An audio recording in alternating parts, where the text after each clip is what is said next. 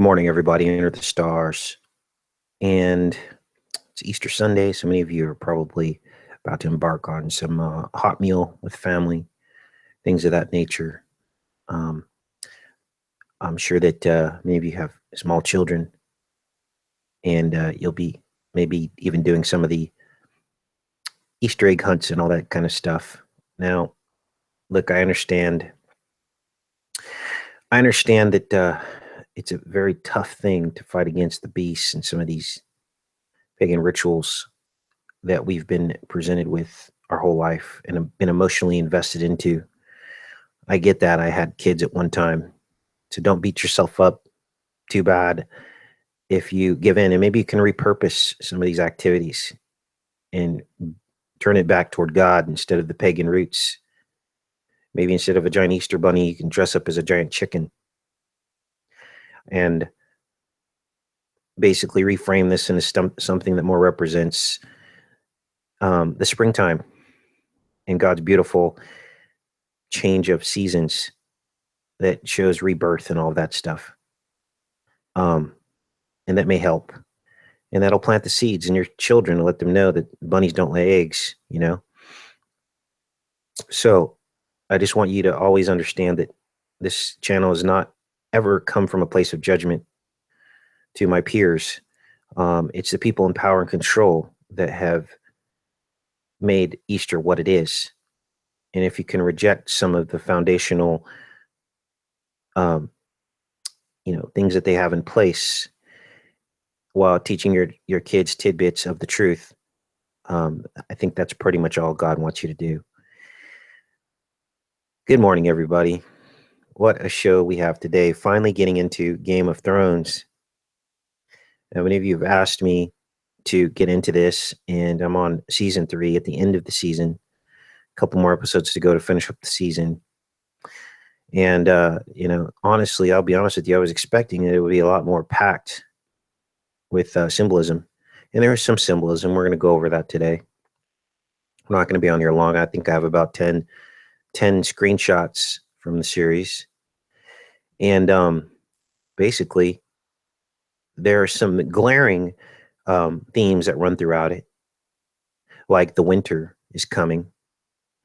And they talk about this over and over again. The winter is coming. The winter is coming. Now, to put things in perspective, this series launched in, 2011, I believe. And has gone like 6 or 7 seasons. And so a lot of this winter is coming theme actually seemed to manifest as we had like 3 or 4 years of extremely cold winters. They called it a polar vortex. It was sweeping down across the United States. Winters, cold 100-year winters down south. We had lake effects. We had ice tsunamis on some of the Great Lakes. And so we almost seem to see some of this stuff manifesting in our reality in the years of 2013, 2014, I think even into 2015. Extremely cold winters, polar vortexes, and so on and so forth. So I appreciate you guys making it out. What are we gonna talk about today? Game of Thrones, Dethroned, Giants, Crucifixions, and 7-pointed stars. Now, to give you the backdrop of this series, basically they go back in time into the medieval dark ages of kings and lords and serfs. And they begin telling this story. They begin weaving this tale of extinct dragons, of kings fighting for land, beheadings, and the way life was back then. And normally it's kind of interesting because, as you guys know, I am going to be living in France, and a lot of this stuff comes from that area. So it's kind of interesting that all of this came about. And it's interesting that I started watching Game of Thrones before this opportunity became available. So I think this is heading somewhere. So where are we at with this Game of Thrones series on HBO? Well, it is, as you know, it's the #1 show, I believe, on television. And it's about 7 kingdoms. 7 kingdoms. And they keep repeating this over and over again. It's also, there's an ice wall in the series. Interesting that Trump's talking about building a wall, right? There's a giant ice wall, and there's people called White Walkers, which are basically the dead that come back and terrorize all of the people, and they can't die unless they're, burned. And again, they talk about the winter coming. Now, in this film, these dragons are actually, it's interesting because there's actually 3 of these dragons. And this woman is the mother, called the mother of dragons. And the dragons had been extinct for several hundred years. And it even talked about the last dragons that died were very small. Now, these are juvenile dragons mentioned here, or shown here, but they're growing, and I believe that they're going to grow to full size. But the storyline talks about that the last dragons before these had hatched were very, very small, like the size of a chicken. And it's interesting to me because we know that the dragon bloodline of the devil and the fallen angels, that these Nephilim throughout history have decreased in size, smaller and smaller and smaller.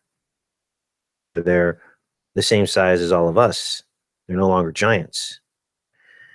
And I wanted to show you guys that because that's an analogy of exactly what's happening. Okay, so they're dropping little bits of truth here and there, weaving it through here, and they all know the joke. They all know the real history, and so they're dropping it in here. But very few of us pick up on it.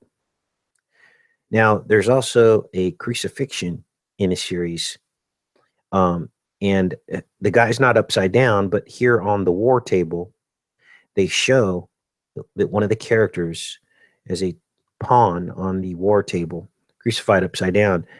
So, as you know, this is in the Bible. Okay, inverted crucifixions. Let's pull this up here. Morning, everybody. Glad you guys are all filtering in here. There's Paul. There's Deb Jones, Mark, Jimbo Jones, Lemon Yellow, Blessing Texas 7, Heidi. Thanks for making it out, you guys, this morning. David, for Yahweh's in the house. She's doing live streams over there on her channel. Good channel to watch. Good morning. Yeah, the Antarctic Wall, Ryan Emerson. That's what I felt like they were depicting. It was this large wall of ice, and it was in the southern. I think it was in the south, actually. It was in the north or the south. Maybe it was the north. As you know, they invert everything, but it's at the far extremes of this realm, and they call it the realm. It's almost like this is like some kind of Middle Earth thing, So, see Cherry, Heights in the house, Nolan, Eva. Don't want to miss anybody. 7 Ram Horns. Okay, so let's get into this a little bit more because this is pretty fascinating what they have here. So they got this inverted crucifixion on an X. Now, if you guys remember, I showed you, we talked about the crucifixion of Christ and how he had to carry his cross up to Golgotha, the place of the skulls, to be crucified, right? He had to carry his cross. And when he carried his cross, when you turn a cross and rotate it 90 degrees as if someone's carrying it and dragging it, it forms an X. But then when you erect that cross, it becomes a cross, right? Because it's rotated 90 degrees. Well, that's symbolic because the X is the mark. And when Jesus was crucified, standing the cross upright, it basically released the curse of the beast. It released the X. The X is, of course, the beast. It's Saturn. It's the mark of the beast. I believe the mark will be an X on the foreheads, crossing out the pineal spiritual connection to God. That's the mark. And either you're going to have the mark of God or the mark of the beast. So I dug into this a little bit because I wanted to recap some of these crucifixions that happened. Here's the most famous ones. This was crucifixion of St. Andrew, was crucified on a cross. Let's read about this real quick. Let's see here. This also happens to be the Church of Scotland. Their flag is an X. Okay. Let's see here. So I believe that this is what they're depicting. Saint Andrew. Let's look this up here. So Andrew was the brother of Peter. Okay. And it says the name Andrew in the Greek means manly, brave, manhood, valor. Like other Greek names, it appears to have been common among the Jews, Christians, and Hellenized people of Judea. Let's read about this here. He's a brother of Simon Peter, of course, and likewise son of John or Jonah, born in the village of Bethsaida in the Sea of Galilee. He was a fisherman, and Jesus called them to be his disciples by saying that they will be fishers of men. And so Simon Peter and Andrew were both together to become disciples of Christ and fishers of men. Let's do it. Page search. Crucified.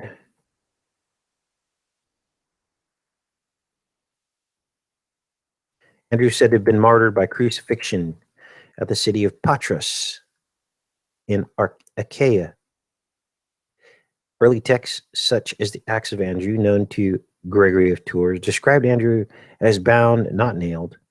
And they actually depict this in Game of Thrones. The guy who gets crucified on a cross, an X, he's bound. He's not nailed to a Latin cross of the kind on which Jesus said to have been crucified. Yet the tradition developed that Andrew had been crucified on a cross of the form called Cruz de Cusada, X-shaped cross or saltire, now commonly known as St. Andrew's Cross, supposedly at his own request, as he deemed himself unworthy to be crucified on the same type of cross as Jesus has been.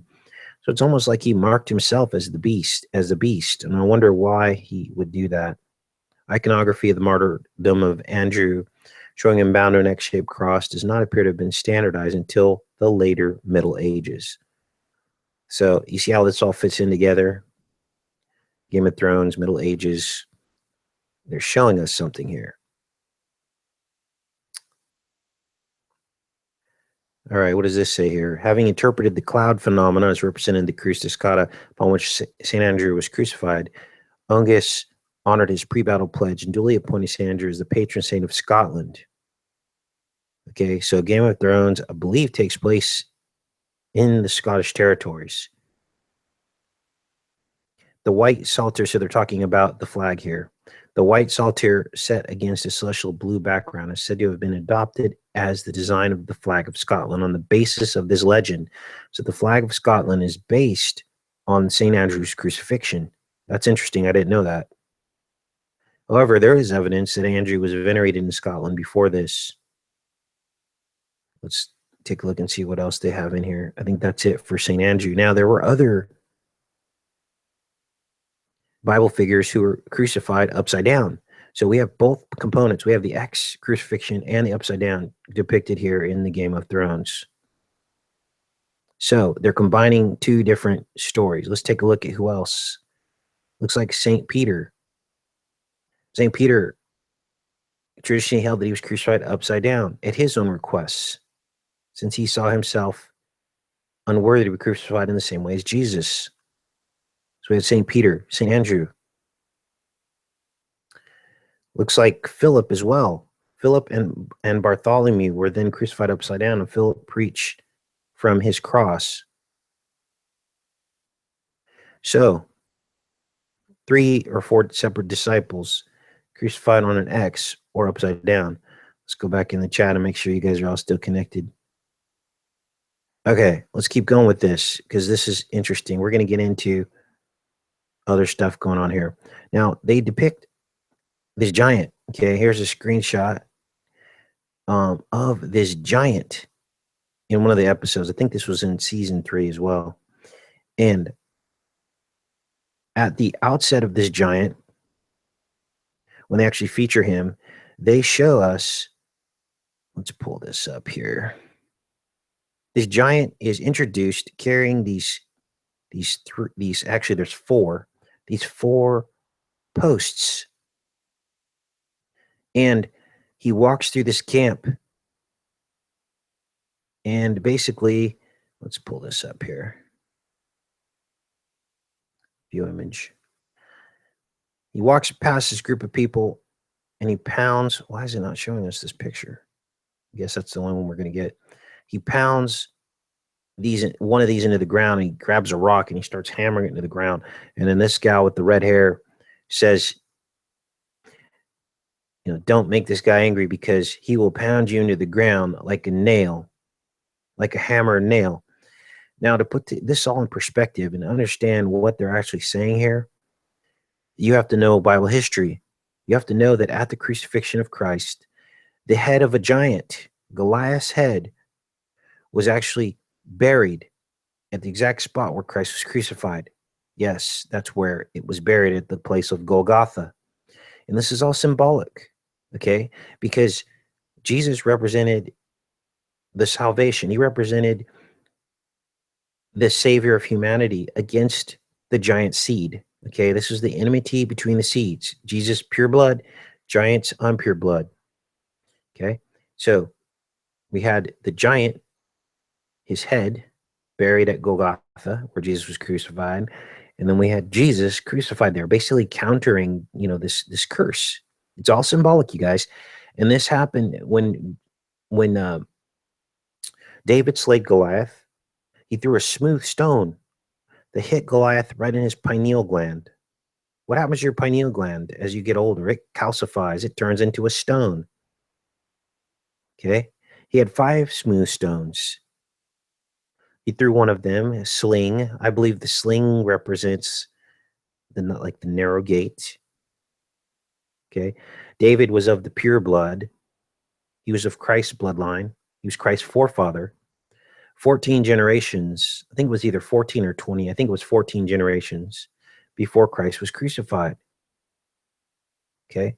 Because it went something like this. Abraham to, it was Abraham to David, 14 generations. David to the exile, 14 generations. And then exile to Christ, 14 generations. I might have had those out of order. But basically, there was 42 total generations from Abraham to Jesus. Okay. So when they talk about hammering a nail, that was the exact thing they said here. And it was done by a giant. They were talking about the crucifixion of Christ. Now, about 5% of people are going to pick up on that, if that. But you see how all of this ties together. This is what they were depicting here. The giant representing the Philistine giant Goliath, right? Of this giant. This is when he entered into the series. Okay, let's go back in the chat. Make sure you guys are good. Okay, so let's keep going with this because there's more. Okay, let's take a look here. Now, there are 7 kingdoms, and many of you will recognize this 7-pointed star. Why? Because we just decoded this. Before I even started watching Game of Thrones. This is around the neck of the creator of the Gorillas. The Gorillas is a virtual band. It was trending #1 on YouTube. I started to decode it. I told you guys it's the 7-pointed star. It is the sigil. This is it right here. Sigil something, sigillum sanctum fraternitatis. This is right out of Aleister Crowley. You see all these 7, 7, 7, 7. And there it is right there. It's the same star. And this was around the neck of the lead singer, or the founder, maker, or creator of the Gorillas, the virtual band. He was wearing it in an interview. I called it out, and all of his fans came to the video and said I'm crazy, and so on and so forth. And Gorillas was never meant for children, even though it's all animated. And I said to them, when I was 14 years old, I saw Heavy Metal, which was an animated, X-rated film that kids weren't supposed to watch, but they watched because it's animated. That's what animations do. It draws in a certain crowd. And it also showed how their fan base is largely teen. So how are kids not supposed to watch the gorillas? Okay. So I don't buy that. I don't buy the excuses. I just call out things for what I see. So what is this all about? Okay, well, there's your mark right there. There's the X I was just telling you about. The crucifixion on an X. See that? And it's the OX. What is the OX? It's the ox. It's the beast. An ox is a beast. This is why the ancient Egyptians um, utilize symbols that are derived from different components of the spinal column of an ox. The ankh, ANKH, is the thoracic vertebrae of an ox. The jed, DJED, is the sacrum part of the tail of an ox, which is at the bottom where they get their force from. That's where the word Jedi comes from, you see. And these are symbols all throughout Egyptian history. Okay, and it's the beast. They're marking you with the beast in the forehead and the pineal. Now, they talk all throughout this series, Game of Thrones, about the seven kingdoms, and then they're obviously calling out the 700 people, and they're actually in a crypt here in this scene. They're actually walking through a crypt with everyone's ashes and tombs, and this is where it is. It's right under the sigil secularium, which is, we'll get into a little bit more of that. They repeat it here. It's not just one instance. It's not like I just pulled a symbol out of thin air. It's all throughout this. Okay. Here it is again. This is the king, the young king, and his wife. Okay. Here's the crucifixion on the X that I was just talking about. See how he's bound and not nailed, just like we just discovered. Now, I got a couple more things pulled up here. This is the heptagram. This is what you're looking at. Okay. Regular heptagram. And though this has other meanings, here's a regular heptagram. Though this has other meanings, you also have to understand what you're dealing with. You have to look at the fruit. Okay. Because some of the meanings here it's saying have to do with Christianity. I don't know if I buy this. I think they're just saying this, or maybe this was the bad version of Christianity. Okay, I don't know. But here it's associated with Blue Star Wicca. That's witchcraft. And as well as it's the Elven Star or Fairy Star. And what you're going to notice is that this is in a 7-3 configuration. Okay. 7-3. That was the year the World Trade Center opened. It was the year I was born, actually, as well. Okay. Alchemy, a seven-sided star, can refer to the 7 planets, which is known by ancient alchemists. So there is nothing good about what you're looking at here. Okay. There's nothing good about this. This is a cult. This is bad. And this gorillas guy knows it. That's why his is black. It's all filled with black and gold. See? And he knows it. So let's keep going with this.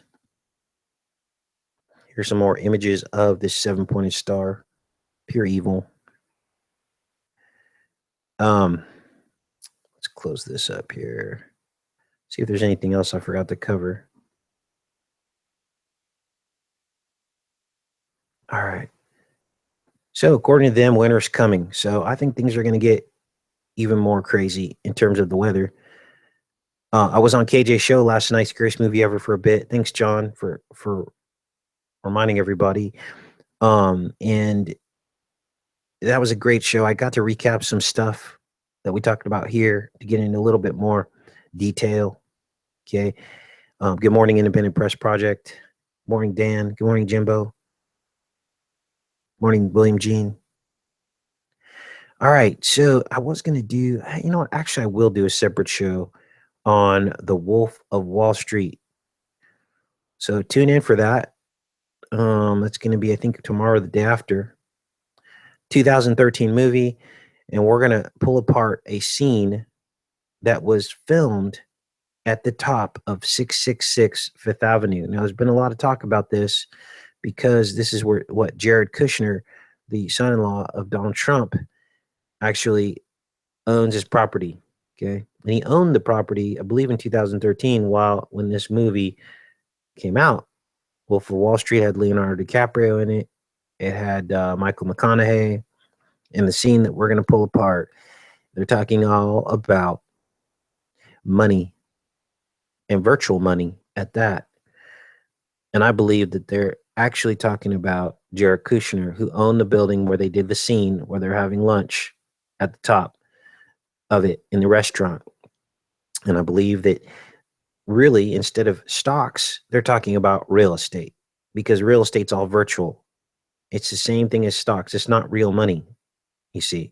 And the people that come in the middle and put their grubby little hands in it and deal in it are the ones who make the money. And this is everything Matthew McConaughey is breaking down to Leonardo DiCaprio in the scene. It's real estate. You could superimpose the word real estate instead of, you'll get the same result. You see. Let's see here. Yeah, so that's where we're at with that. We're going to delve into that. We're going to look at some of the history behind Jared Kushner, who he really is, his roots, his parents, the connection to Israel. I mentioned some of this on Underground World News, but I want to do my own separate show about it so we can take our time and get into it. So I'll be doing more research on that before the show too, you guys. Okay, I'm going to hang out with you guys and talk. I see Elias in the house, Righteous Hawk. Let's see here. What kind of questions do you guys have from Casey? Did they just bomb Afghan giants? You know, I heard an interesting rumor that there are some Afghani people that are really, really tall, like basically giants. I mean, 7, 8 feet tall. Some of the tallest people in the world live in Afghanistan, from what I've heard. So that might be pretty interesting. I'll have to dig into that a little bit. Sookie's in the house. Thanks, Elias. Elias's prayers. Dan Jarvis. All right. It's reading in the chat here, you guys. Lion and the Wolf. Yes, the Lion and the Wolf are in the series Game of Thrones. And I'll do a couple more decodes on Game of Thrones. Like I said, I'm only at the end of season 3, so I'm sure there's a lot more stuff. I think it goes 6 or 7 seasons. It's interesting because I did a video saying that Trump was the wolf. And this is before I knew anything about his son-in-law and the links to Wolf of Wall Street. And that's a great video because I basically prove that Trump is the wolf. Okay. So that's interesting. Redhead Giants. There's Jay Roberts, Janet. So if you guys get a chance, check out KJ's show from last night. And I think I was on there with Jeff C. So it was a cool show. We got to talk about trolls and how we've all been trolled, how YouTube's changed, and why YouTube isn't doing anything about it, why they're picking on content creators instead. Righteous Hawk asked my view on Serpent Seed. We can review that real quick. I believe that I don't think we're all fallen angels. I know some people believe that. I don't think we had an estate in heaven before this. I believe that we were created. This is our state. God says that angels have their own estate. And it says humans have this estate. It's a different estate. It's separate. It's not one and the same. And it says angels left their estate to be with the daughters of men. I believe the first time that happened was the devil himself with Eve and Cain. And throughout time, the enmity between the seeds, which God spoke about in Genesis, just after they were kicked out of the garden. He spoke about an enmity between two seeds. That means there's two separate seed lines. Okay. And I believe that then Cain went off on his way, and then the line of Seth came down through Adam, or Adam came down through Seth. And that was the holy line through which Jesus can track his lineage all the way back to Seth, which was the second son after Abel was killed, right? And so I believe that the dark seed, or the Canaanite seed, whom, by the way, Cain built the first city. He built the very first city in the Bible, which is why they all want us in cities, right? We're more easily controlled. And then as time went on, we do know that the seed line battled the Israelites. And then later in history, the seed line battled David. And then, of course, Jesus called out the seed line, the Pharisees, Pharisees, called them out, and said they were of their father, the devil. He says it right there. Okay. So there's a continuity to this that is undeniable. They are the elite. They're the ones in power. So they're so freaking tall, most of them. They've got this bloodline. Giants are mentioned after the flood. Many, many places in the Bible, there are giants mentioned after the flood. So if they made it after the flood, and their forefathers were fallen angels, then we have the seed. It's proven right there in the Bible. It's just people overlook it. And we know that this seed exists. And so that's my take on the serpent seed. Okay. And they came down, 200 of them, to Mount Hermon. And Mount Hermon is at 33 degrees. Well, in Roman numerology, the number 200 is CC. Why do you think that is? Because C alphanumerically is 3, and 2 C's is 3. That's 33 degrees. The latitude that they came down at Mount Hermon. See how that works?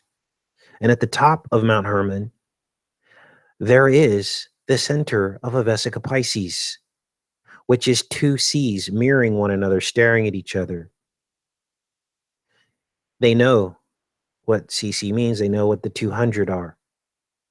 Okay. And they know what the Vesica Pisces and what that means. And the Vesica Pisces is basically showing you the 2 seeds crossing over into one another. At the center of the Vesica Pisces is a fish. And the Vesica Pisces means something very different to God and Christ than it does to the fallen ones. To the fallen ones, it represents them merging seeds. But to Christ, the fish in the middle of the Vesica Pisces represents the salvation for all Jews and Gentiles, if they believe in him. Okay. But the enemy sees the Vesica Pisces, and he celebrates the union between fallen ones and earthlings. He celebrates it, mocks it. See, that's why they have it at the top of Mount Hermon. At the foot of Mount Hermon, where these fallen angels came, is Pan's labyrinth, or Pan's sanctuary. Okay, there's a temple there honoring Pan at the foot of Mount Hermon. It's like a waterfall or some kind of a spring that comes out of the base of Mount Hermon. And Pan, of course, is the horned god, basically an iteration of Lucifer himself. And it's all about sex, drugs, and rock and roll, right? That's what Pan is all about. Orgies, inebriation, rape, murder, child sacrifice. It's all there. And they know this. They know it. But they're never going to come out and admit it, because no one would follow them. So they just kind of joke about it in their inner circles. Well, all of us are in the dark. But we're not going to be in the dark anymore. That's why you guys come here to this channel, because you can learn some truth. So hopefully that answers your question regarding the serpent seed. Back in the chat, let's see. Let's see. Mary, Jackie joined us. Swags joined us. Who else is here? Thanks, Paul, for handling the moderation. Money makes a man strange. We got to rearrange that. Let's see here. Just reading in the chat, you guys. If you have any other questions, we can keep going. See what pans out exactly. Pans backwards is snap, right? What is snap? Snap is an organization, or was an organization of people that were trying to expose pedophiles in the Catholic Church, in churches. You think that's an accident that pans backwards is snap, and that's the acronym of a group that was trying to expose pedophiles? But I don't even know if that group was successful. And in fact, they were sued. And that group, Snap, was actually profiled in the film called Spotlight. Actually won a lot of awards about sex abuse in the Catholic Church. So they know. It's just like how they put children on milk cartons. They know what all that means. They know what milk really means. They get it. See? All right, back in the chat. Yeah, it's pretty crazy, huh, Jody?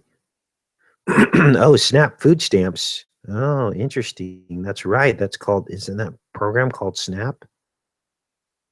Food stamps. I'll have to dig into that, what that means. Wow. Let's see here. Snap. Yeah, that's got to mean something else. Let's see here. Is there anything else about the Game of Thrones that you guys wanted me to talk about? No, you're not blocked. You're not blocked, J.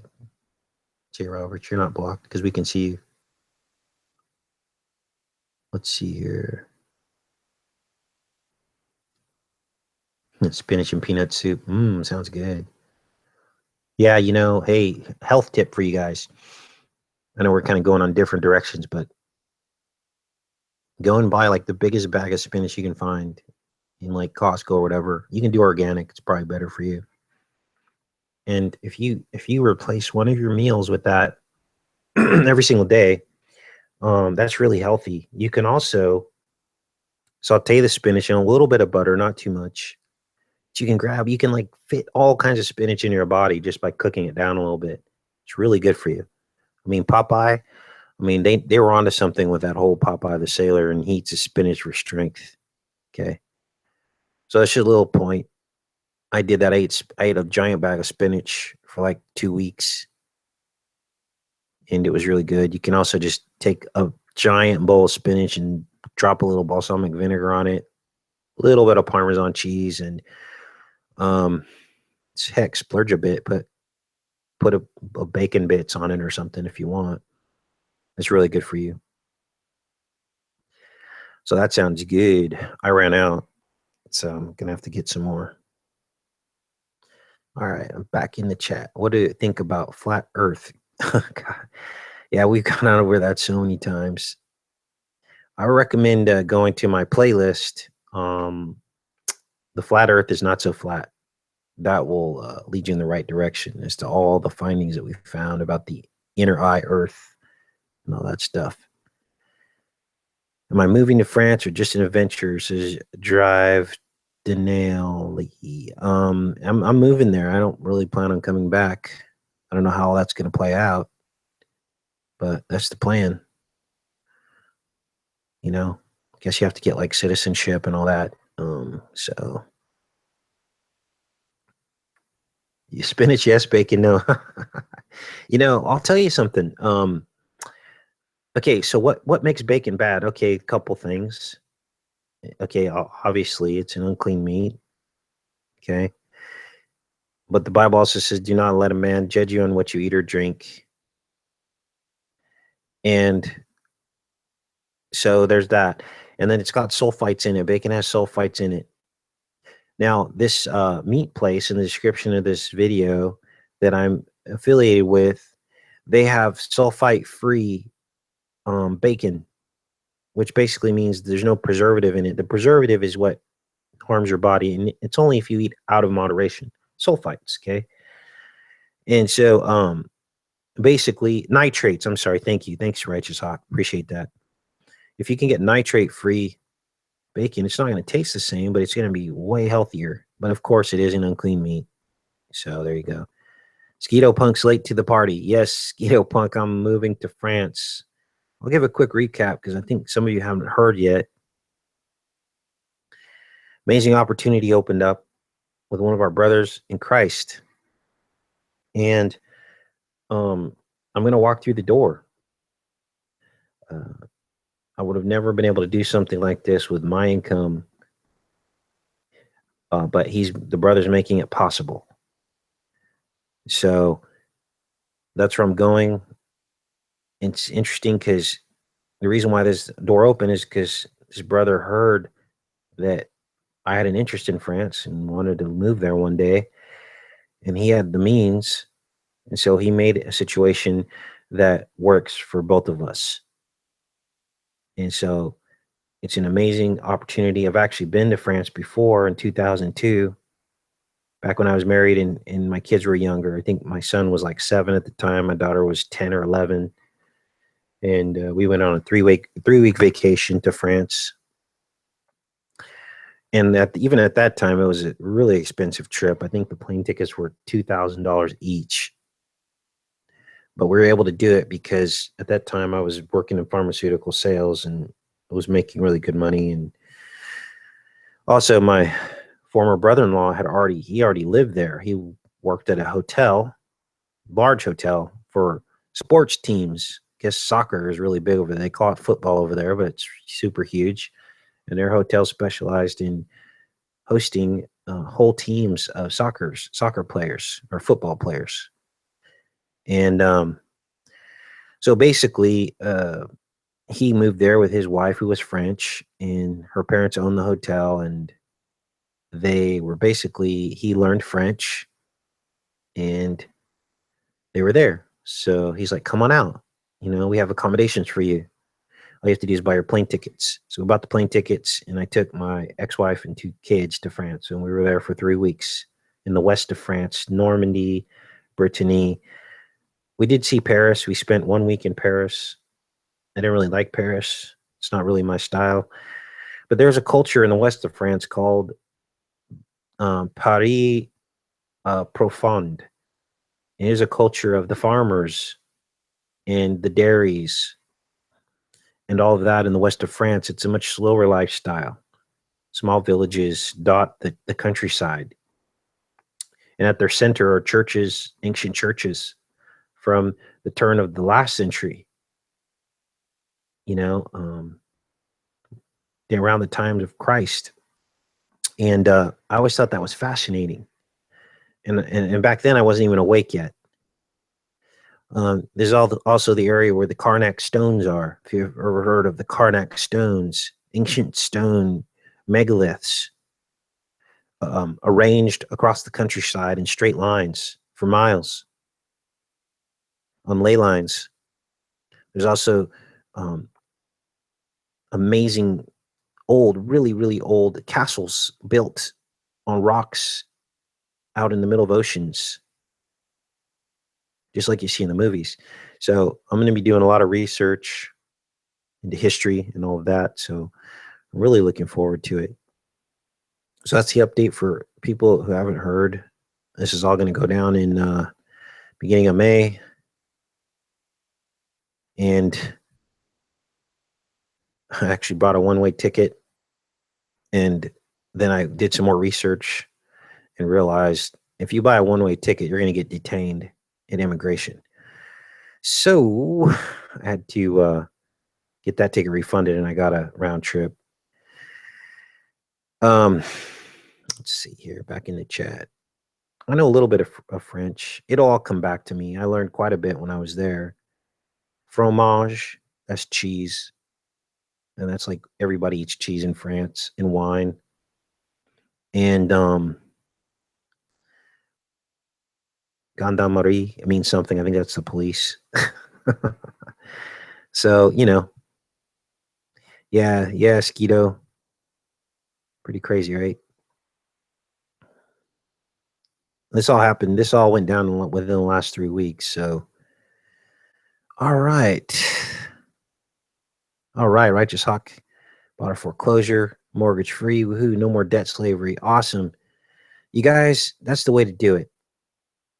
Save up some money, make some sacrifices to save that money. And if you can, buy a property or foreclosure, debt free, no mortgage. And all you have to do is pay your $600 a year in property taxes. Okay. And, find a sponsor, find someone who believes in what you're doing, someone who has a little bit more money than you that can help pay your property taxes for you, a parent, a friend, someone that believes in what you're doing. If you're worried you can't come up with the $600 a year for your property taxes,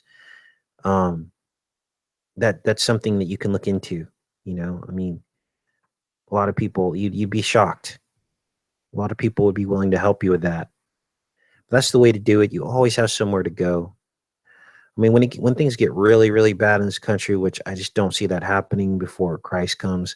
But I mean, if it gets to the point where they start confiscating land and all that stuff, I just don't know if that will happen.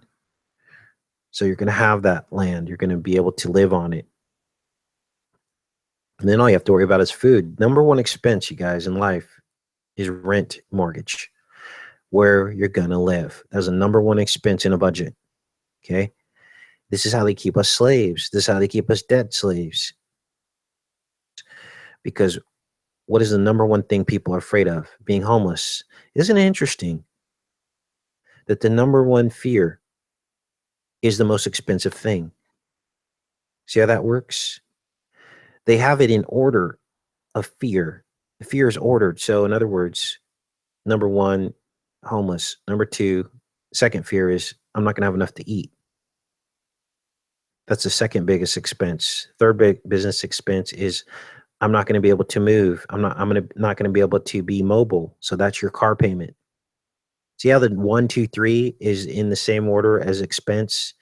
This is how they keep us slaves, because if we can't pay for those three things, that's our three worst fears. So therefore, they become the three most expensive things for which we have to go to work and be their slaves. Go listen to a manager and all that stuff. So what do we have here? Back in the chat.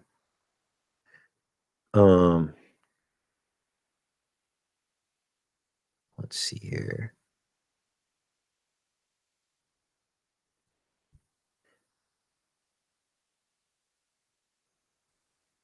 And here's what they've done. They've actually even taken away our ability to survive. That's the problem. Oh, you know what? We're going to do this right now, actually, since I got you guys on here. This is fascinating. I was looking at the New World. Okay. I was researching this. I was going to probably do a video on it. I thought about it. And I thought maybe there was a link between the New World and the New World Order, right? I didn't really find any links, but what I did find was this document called the Mundus Novus. This is actually called the New World. It was a pamphlet first published in Latin in 1503. Amerigo Vespucci purportedly corresponds with his patron, Lorenzo Pietro de Medici, about his voyage to the New World. Now, this was 1503, you guys. Basically, he discovered Brazil and the east coast of South America. Now, what they're saying here is that many scholars believe this is exaggerated, but I'm going to show you some stuff in here that is just simply fascinating. Okay? This is crazy. Now, why am I talking about this in reference to resources? Because I want to demonstrate to you that there used to be vast resources in America, in the Americas. Now, I believe that the reason why they sent this expedition from, I think it's either Portugal or Spain, was because I believe they read the book of Enoch, and it talked about the gold in the West and the soft metals and tin and iron in the hills and the mountains. I believe they wanted to find it. You always have to follow the money with this stuff. And if Enoch in his ancient manuscripts was talking about this stuff, you can bet that these kings, these well-read kings, knew about Enoch and this gold. And sure enough, the gold rush happened, right?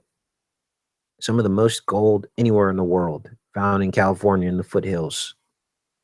And so I believe they were following the money. Now let's read this account of his travels in the Mundus Novus, the New World. On the formal occasion, I wrote to you at some length concerning my return from the new regions, which we found and explored with the fleet at the cost and by the command of the most serene King of Portugal. So it's Portugal. And these we may rightly call a new world because our ancestors had no knowledge of them, and it will be a matter wholly new to all those who hear about them. For this transcends the view held by our ancients, inasmuch as most of them hold that there is no continent to the south beyond the equator. This is the little clue that I think tells us that that some of the ancestors did know about another continent. Okay. The Americas, right? The New World. And I believe that those were probably the people who believed in the book of Enoch, right? And if some of them did aver that a continent there was, they denied with abundant argument that it was a habitable land. But that their opinion is false and utterly opposed to the truth. This my last voyage has made manifest for in those southern parts I have found a continent more densely peopled and abounding in animals than in Europe or Asia or Africa. This is what America used to look like. Now, this was Brazil, but the same applied to America. In addition, a climate milder and more delightful than in any other region known to us, as you shall learn in the following account, wherein we shall set succinctly down only capital matters and the things more worthy of comment. So he goes on here. 14th of May in 1503, they set sail from Lisbon under fair sailing conditions. Now we can track this route here. This is fascinating. As they cross the Atlantic Ocean, and you're going to see, and he's going to describe the native people. This is one of the oldest accounts we have of these native people that were encountered. And it was abundant with native people. We didn't discover anything. Make sure you guys are still connected as we keep going with this. It says here, 24 months we continually pursued this southern course.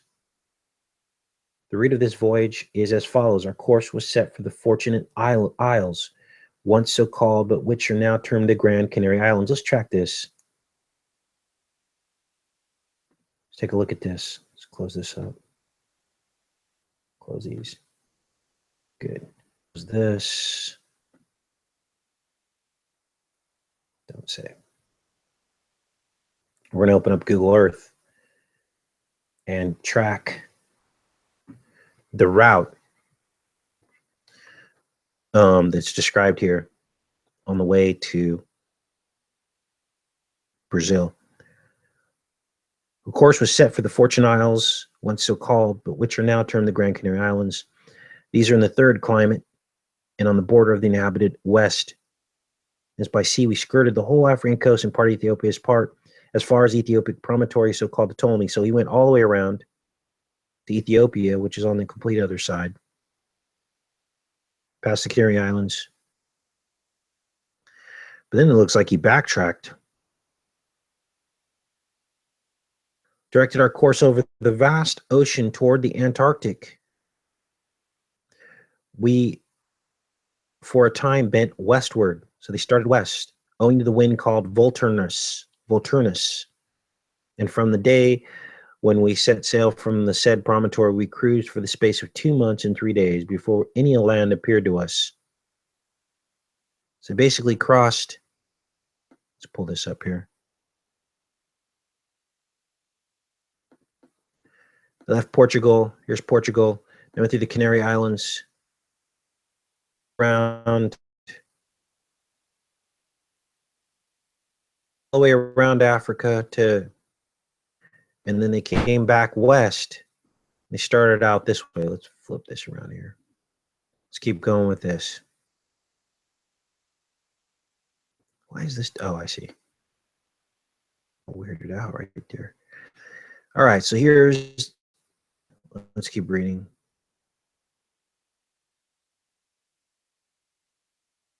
But what we suffered on that vast expanse of sea, here's the vast expanse of sea, was what perils of shipwreck, what discomforts of the body we endured, with what anxiety of mind we toiled. This I leave to the judgment of those who out of rich experience have well learned what it is to seek the uncertain and to attempt discoveries, even though ignorant. And then in a word, I may briefly narrate. You must know that of the 67 days of our sailing, we had 44 of constant rain, 44 days of constant rain, thundering and lightning, so dark that never did we see sun by day or fair sky by night. By reason of this, such fear invaded us that we soon abandoned almost all hope of life. But during these tempests of sea and sky, so numerous and so violent, the Most High was pleased to display us a continent, new lands, and an unknown world. At the sight of these things, we are filled with as much joy as anyone can imagine. Usually falls to the lot of those who have gained refuge from the varied calamities and hostile fortune. It was on the 7th day of August, 1501, that we anchored off the shores of those parts, thanking our God in formal ceremonial, the celebration of a choral mass. We knew that land to be a continent and not an island, both because it stretches forth in the form of a very long and unbending coast, and because it is replete with infinite inhabitants. A lot of people down there. Found innumerable tribes and peoples and species of all manners of wild beasts, which are found in our lands and many others never seen by us, concerning which it would have take long to tell in detail. God's mercy shone upon us much when we landed at that spot, for there had come a shortage of firewood and water. In a few days they might have been dead. He adopted a plan of following the coast toward the east and never losing sight of it. So let's take a look here. So now they've landed on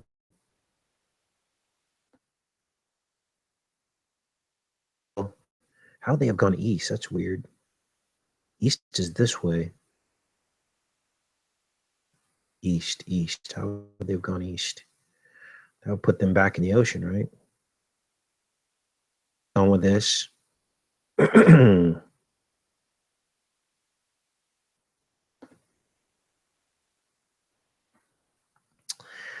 And it says here, they frequently landed, had relations with people. And let's see here. All right, let's scroll down here.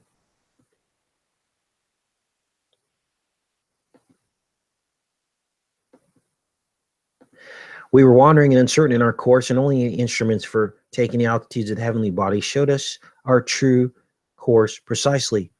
There were the quadrant and the astrolabe.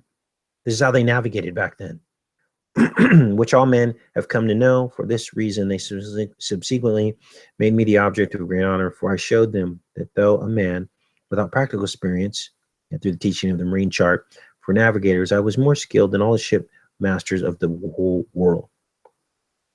For these have no knowledge except of those waters which they have sailed. Now, where the said corner of land showed us a southern trend of the coast, we agreed to sail beyond it and inquire what there might be in those parts. We sailed along the coast about 600 leagues, and often landed and mingled and associated with the natives of those regions. And by them we were received in brotherly fashion. So these natives were pretty friendly. But wait till you hear what they saw next. 15 or 20 days continuously maintaining amicable and hospitable relations, as you shall learn below. Part of this new continent lies in the torrid zone beyond the equator, toward the Antarctic pole. Now they're calling it a pole here, but what I'm going to show you next, you're going to see how the sky looked different down there. And I don't know if the same applies today, but For it begins 8 degrees beyond the equator. We sailed along this coast until we passed the Tropic of Capricorn. What is the Tropic of Capricorn? View, let's show the grid here. Show grid. All right, here's the equator. Right in here. Sailed past the Tropic of Capricorn. That's this here. It's an imaginary line. It goes around.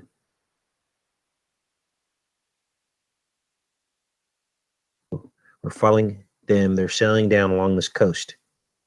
Actually sailing south. Maybe his compass got spun around.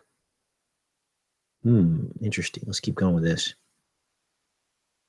Sailed along this coast. We passed the Tropic of Capricorn and found the Antarctic pole 50 degrees higher than that horizon. What does that mean? We advanced to within 17.5 degrees of the Antarctic Circle. 17.5 degrees of the Antarctic Circle. Now here's the Antarctic Circle.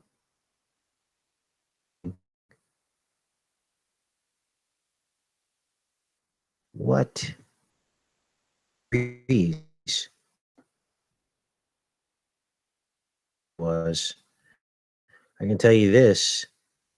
Well, at all.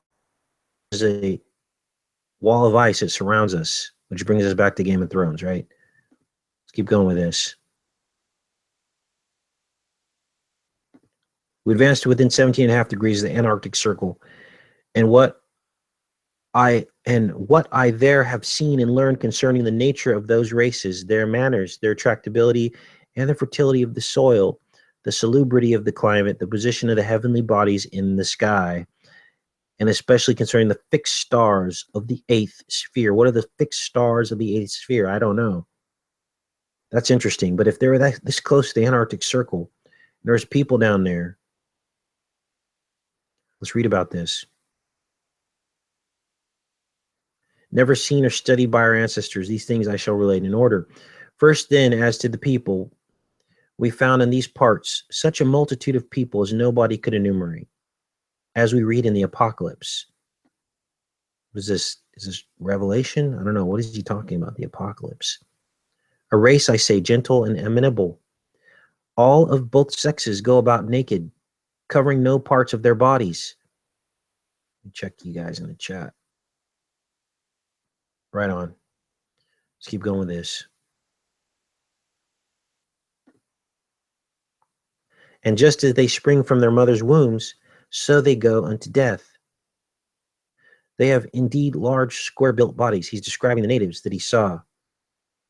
Down here, actually. He's on land. Bizarre. 17 degrees. To him, there's 65 degrees. 88. So that would put him like right in here. How accurate their readings were, but let's keep reading here. He says he found these people. Let's make sure we get this right. We advanced to within 17.5 degrees of the Antarctic Circle, and what I there have seen and learned 17.5 degrees of the Antarctic Circle, not the pole. Let's fix this. 17 degrees of the Antarctic Circle. We have here. Here's the circle. Let's see here. 52, 57, 17.5 degrees. Looks so complicated right here. It was when you saw these people.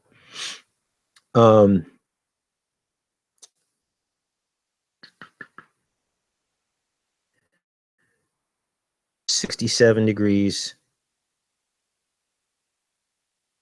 59,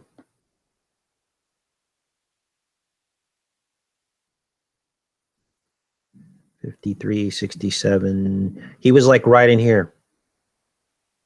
point here. This is what he's saying. 59, 69. 59, 69. Antarctic Circle. 4959. Right here, right about here. Oh, this looks pretty desolate on the map. Maybe he's in Patagonia. Don't know. Explore. Okay, so let's keep reading.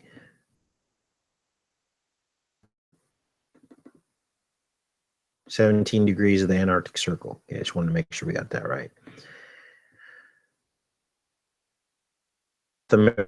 As he went along this coastline.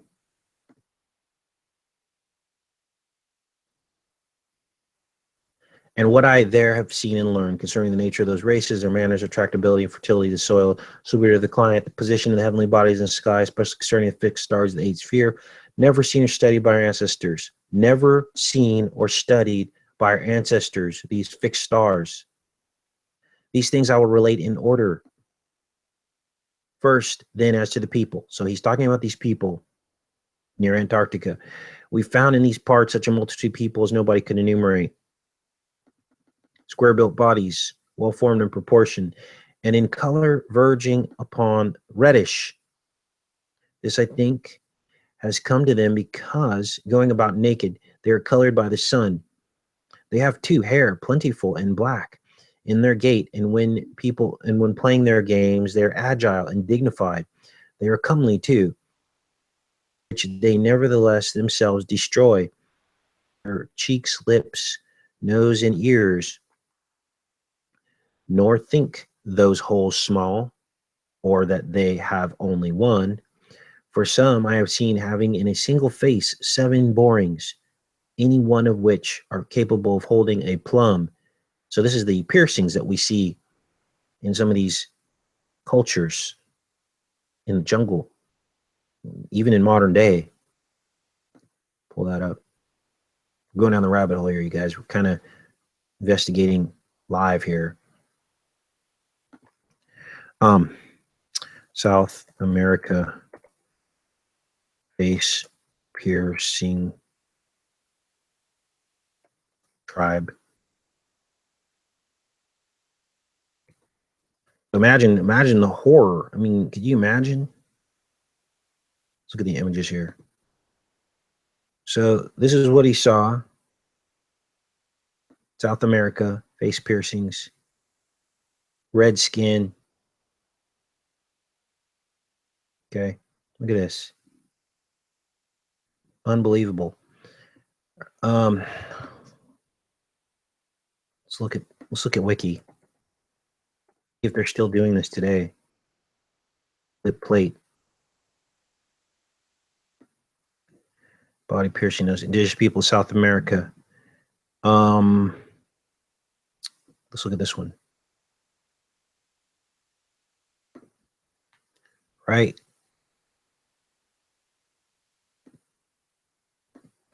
South. Okay. In South America, among some Amazonian tribes, young males traditionally have their lips pierced and begin to wear plates when they're in a men's house and leave the world to women. Lip plates are associated with oratory and singing. Large plates are worn by the greatest orders, war chiefs such as Chief Sasa or whatever Kaiwi tribal well-known environmental campaigner. In South America, lip plates are nearly always made of light wood. In the Pacific Northwest and North America, okay, so we have the precedent. We know. To close this. All right, let's keep going with this.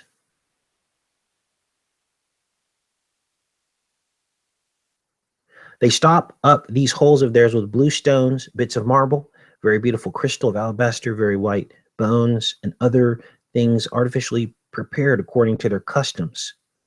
But if you could see a thing so unwanted and monstrous, that is to say, a man having in his cheeks and lips alone 7 stones, some of which are a span of and a half in length, you would not be without wonder, for I frequently observed and discovered that 7 such stones weighed 16 ounces. It's a pound, you guys. Aside from the fact that in their ears, each perforated with 3 holes, they have other stones dangling on rings. And this usage applies to men alone, for women do not bore their faces, but their ears only. They have another custom, very shameful and beyond all human belief. For their women, being very lustful, cause the private parts of their husbands to swell up to such a huge size that they appear deformed and disgusting. So there's some kind of a thing going on with the male anatomy. This is accomplished by a certain device of theirs, the biting of certain poisonous animals. Probably a frog. Those poison frogs they use for darts, right? And in consequence of this, many lose their organs, which break through lack of attention. And they remain eunuchs, which is a person who's been castrated, right? So apparently this was a very sex-driven culture. They have no cloth, either of wool, linen, or cotton, since they need it not. Neither do they have goods of their own. I mean, is this signaling a warmer climate? Is this signaling some kind of a warmer climate? Far south, around no clothes on.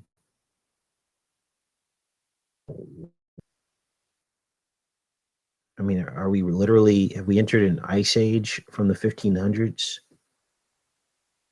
It's about, remember, much of the world was not discovered. Let's keep going with this.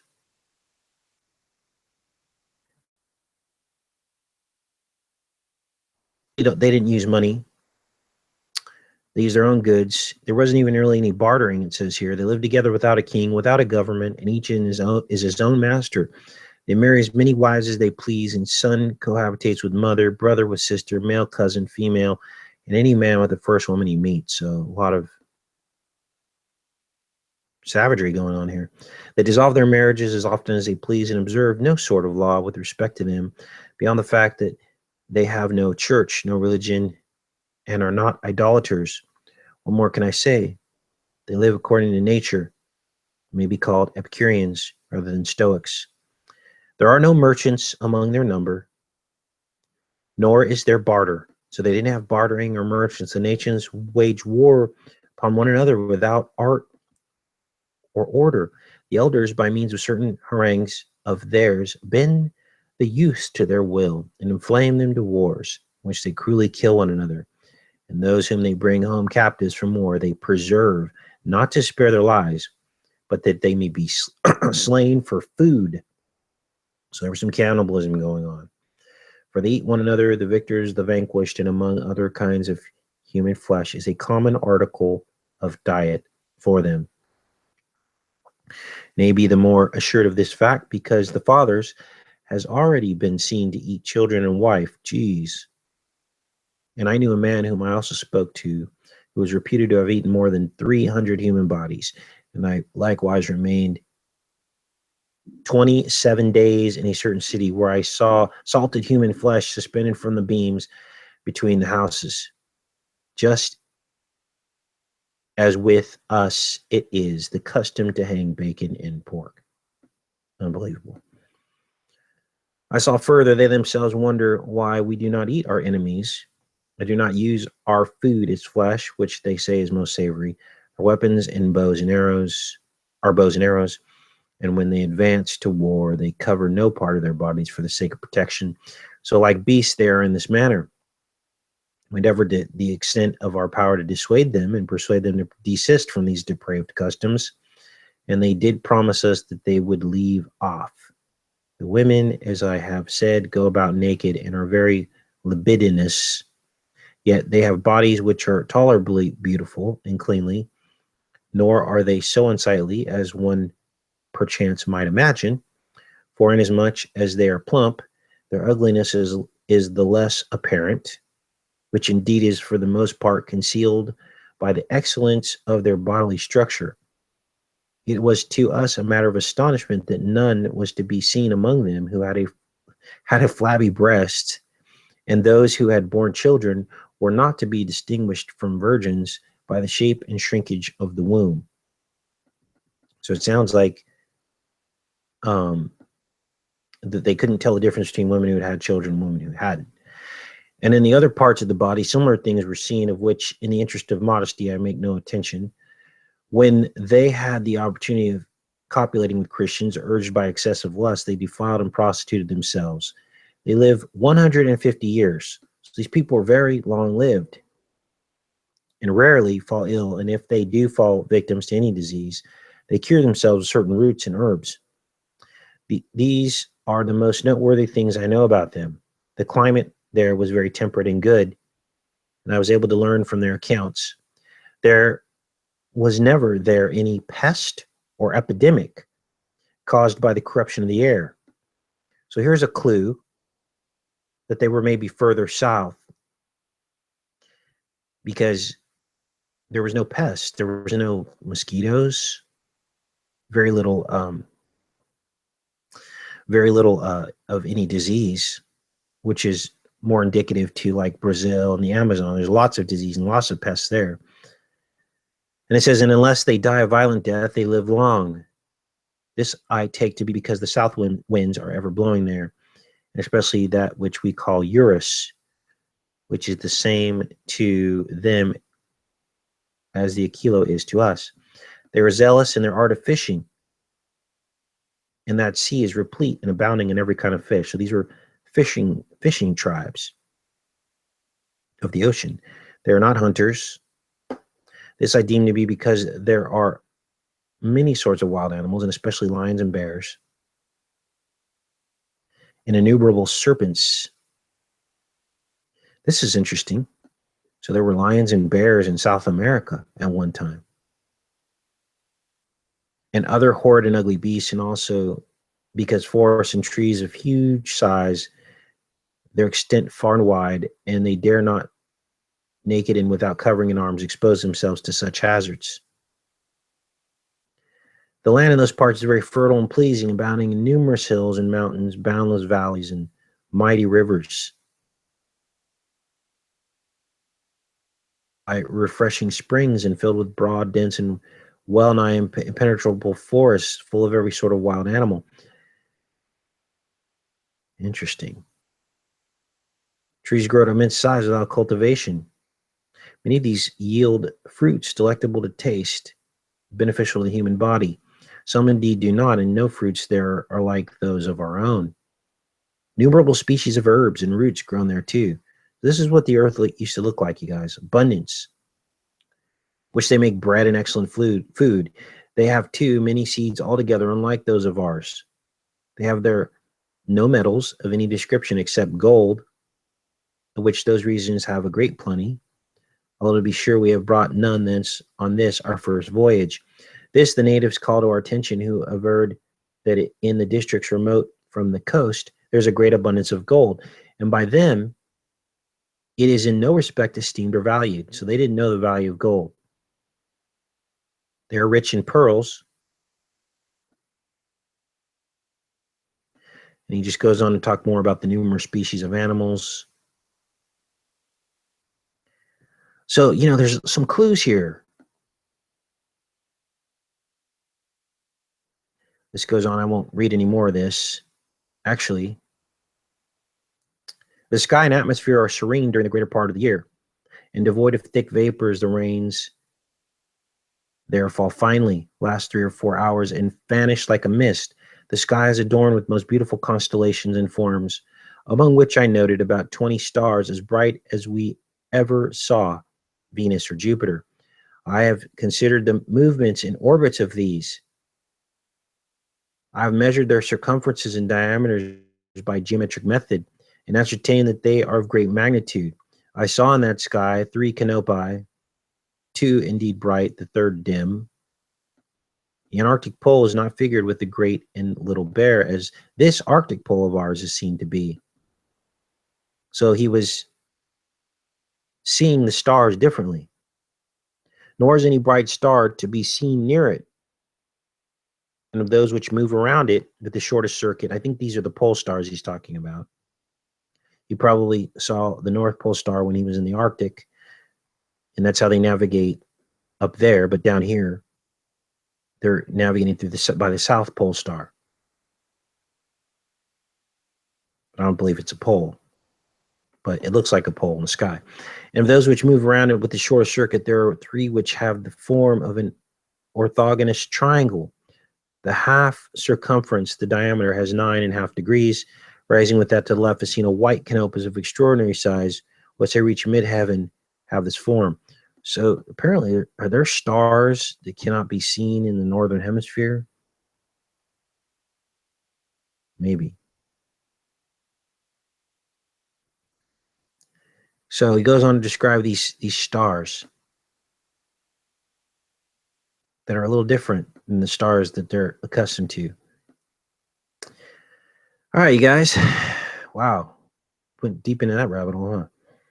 All right, I'm back in the chat. Amazing stuff. Ran into some indigenous folks down there. You're probably wondering how these people got to these places around the world. The Bible tells us after the Tower of Babel, God confused our languages and scattered people all over the earth. Morning, Matthew. Morning, Tova. Monica. Morning, who else do we have here? Dev Star. So that's how these people got there. I was reading the Mundus Novus. This is called The New World. This is a description of the very first journeys to Brazil in South America and the Americas and what they saw in indigenous people. I put the link in the chat here. Much love, Righteous Hawk. All right. Well, there's Dez in the house. Janet. So I put the link in there for you, Janet. Interesting stuff. If you guys find anything in that, let me know. I'd love to, if I miss something.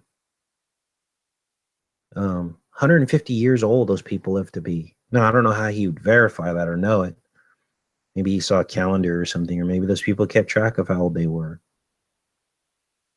Could this be part of the ancient tribe of Judah?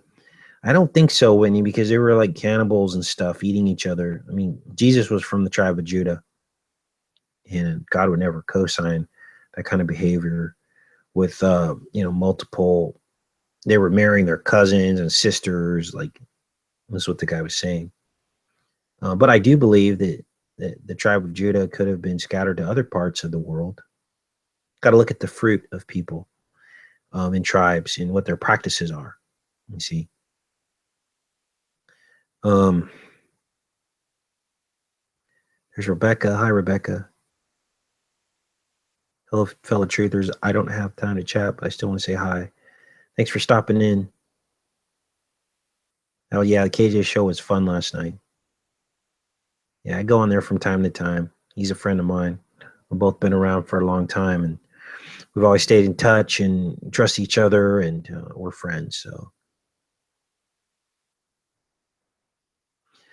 I'm just in the chat here, see if there's anything else you guys want to talk about before I get back into the Game of Thrones. As you can see here, I'm on season 3, episode 9.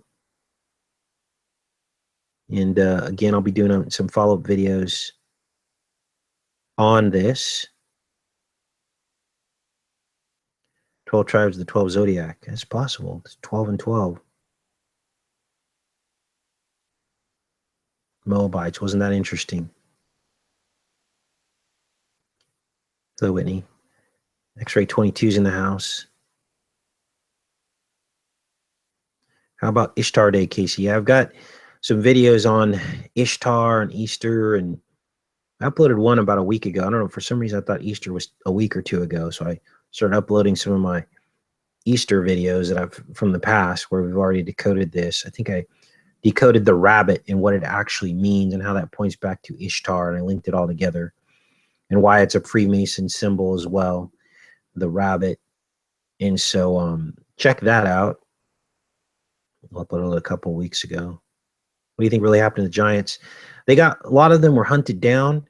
If you look at the oral tradition of the Cherokee Indians, they will tell you that they were giant killers and giant hunters across the plains of North America. And the Cherokee, actually, in some of their tradition, their religious tradition, they follow ancient tradition of the Israelites, some of their observances. I think they might even recognize the Sabbath. So I did some research into that. The Cherokee. I'm actually part Cherokee, not much, but I've got a little Cherokee in me. And I believe what happened to the Giants is they just throughout history. They just got watered down. Okay, we know that the tallest presidents ever entered the White House were number one Lincoln. I think he was 6'4", 6'5". Then Johnson, he was like 6'4", and then in third place Donald Trump. He's 6'3", 6'3" or 6'4". And of course, Barron Trump is very, very tall for his age. He's probably going to surpass his father in height. So a lot of these elite are very tall. We know that. How tall is Assad? I think he's very tall too. Bashar al-Assad. Assad. So they've been watered down. Many of them are killed off, but then they like to inbreed to keep the bloodlines. It's the king's lines. A lot of these king's lines. So yeah, I think this dude's really tall.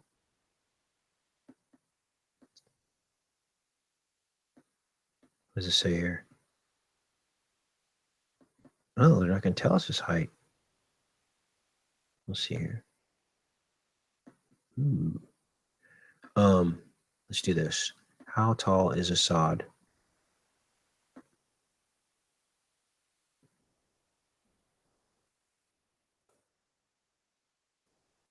Okay, 6'2". It's not extremely tall. He's my height. I'm 6'2". Gosh, Obama's 6'1". I didn't know that. Hussein was 6'1". Okay. Above average height.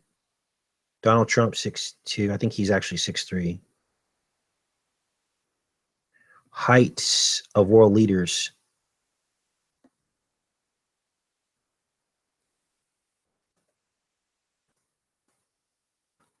Look here. Look at this. Got some shorties in here. And statures. Interesting. Some heights. David Cameron's pretty tall. Obama, pretty tall. Angela Merkel, midget. Yeah, they do this thing where they juxtapose the dwarves against the giants. They did this in Game of Thrones, actually. Okay, here's some heights here. Let's look at the tall one. Stephen Harper, 6'2". Fidel Castro, wow, he's 6'3". We're just going to call it the tall ones. France, Valerie Mustang is very tall. Oh, she's 6'2", very tall woman. 6'5", Charles de Gaulle is 6'5", unbelievable. 6'4", Helmut Kohl of Germany, 6'4". 6'2", Saddam Hussein.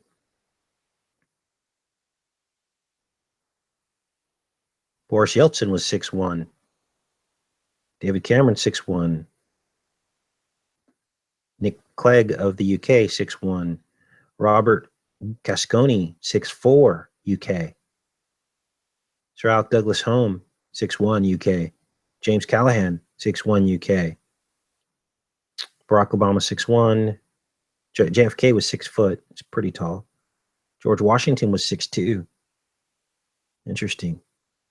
Abraham Lincoln was 6'4". Reagan was 6'1". Clinton, 6'2". George Bush, 6'2". The dad, actually. That's about it. Interesting. It's a good, pretty cool website. All right, let's keep this going here. Back in the chat. K Small's in the house. Heidi's in the house. Women get a pass because you guys you get a pass. My husband 6'4", so tall. It seems taller to me. Wow, when he says husband's 6'4", wow, it's tall. All right. Getting a call later. Uh-oh, I think I'm in trouble. Toa does not take up much space. Awesome. Beyond the Eye just joined us. Andy joined us from Holland. Awesome. A lot of tall people in Holland, Andy, right? Now, you know, we're talking about all these bloodlines and everything, but I just like to always repeat to you guys, look, what's in your blood doesn't really matter other than your own personal struggle with the dark side. Okay. Could be tougher, could be harder based on the blood running through our veins, but we're all saved by the blood of Jesus Christ when we decide to follow him and believe in him. Wow, Heidi's tall, 6'5", 3/4. Wow, that's awesome. There's actually a really tall woman in Game of Thrones. Really tall. I think she's like 6'5". Who is the tallest man and woman, Casey? I don't know. You know what I'm going to do? I'm going to look up Game of Thrones and see who this lady is. Of Thrones, tall woman. Gwendolyn Christie, here she is. Wow, 6'3". So she was in Game of Thrones. She's like a really good sword fighter and born October 28th, 78, 38 years old. So this Gwendolyn Christie, she's English, apparently. Brienne of Tarth, Game of Thrones. Oh, she's in the Force Awakens. Captain Phasma. Force Awakens. Interesting. I didn't remember her. Drama School. Wow, that is really tall, 6'3". Pretty cool. Okay, so that's the story with that. She's English, though. She almost looks Swedish or something. All right, the Dutch are the tallest, says Andy. Oh, did I miss something? How tall is Andy?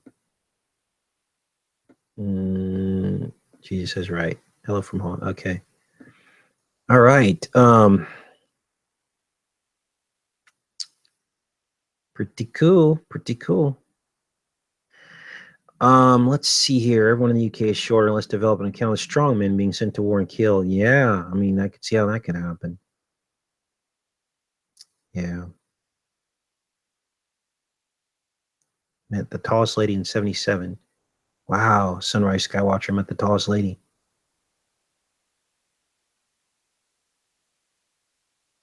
Phasma never takes her helmet off. Thanks, John. Heidi says, I try not to bring it up because of the fetish weirdos. Yeah, exactly. All right. How about our birthdays? Mine is June 6th. Female J is 5'1" with the shoes on. Right on. All right. Well, I appreciate you guys all coming out. As I always say, I could spend all day with you guys, but none of us would ever get anything done, right? Well, we're getting stuff done, right? Researching. We actually covered a lot of cool stuff on the show today. But I know that there's more to life than just decoding things. So enjoy your families today. Like I said at the beginning of the show, you know, if you're struggling with trying to let go of some of this stuff, repurpose the narrative. Don't buy into the narrative that they provide for you. Repurpose it. Eggs come from chickens. Dress up as a giant chicken instead of a bunny rabbit. And teach your kids about how this time of year that chickens are laying more eggs because it's spring. And we have to use those eggs as part of God's natural cycles and biorhythms. And the spring is a time of renewal. Talk about those things. And take it off of the emphasis of the occult pagan part of Easter. Okay? And that would be my recommendation. Luckily, I don't have to deal with that. My kids aren't small anymore. If they were to call me and ask me to paint Easter eggs with them, I would probably ask them what they were smoking. So basically, you know, I don't envy envy this part of it if you guys have small kids. It's tough. It's a trade-off. You know, we live in this world, but we're not of it, right? So do the best you can. God knows your heart. Much love. Take care and be safe, you guys.